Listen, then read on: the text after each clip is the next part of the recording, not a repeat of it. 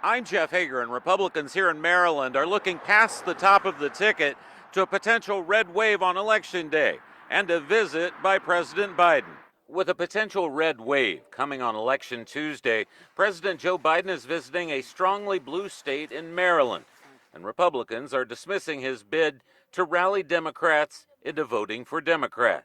The reality is that our country is made up of more than just Democrats, more than just independents, more than just Republicans. It's made up of communities just like ours. And so this is our response to the division that we're seeing in Washington, D.C., and that too often trickles right back down to our own homes. With the balance of power in Congress at stake in this election, Biden has been noticeably absent from the battleground states. Oh, I could see that. I mean, his policies aren't the best.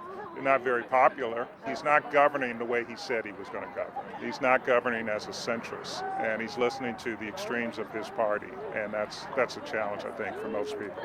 The question now is whether any red wave would more resemble a ripple here in Maryland. At the top of the GOP ticket here in Maryland is Delegate Dan Cox's bid for governor, which many Republican candidates view as less of a help than a hindrance. Delegate Reed Novotny is trying to unseat incumbent state senator Katie Fry Hester, and he says she's trying unfairly to paint him as a pro-Trump January 6th candidate, much like Cox. My opponent actually put me in a picture in front of the Capitol as it was burning. You know where I was on January 6, 2021? I'm in the National Guard. I was actually serving on COVID orders, protecting the great people of Maryland in uniform. Yet another challenge in a state where registered Democrats outnumber Republicans 2-1. In Howard County, Jeff Hager, WMAR 2 News.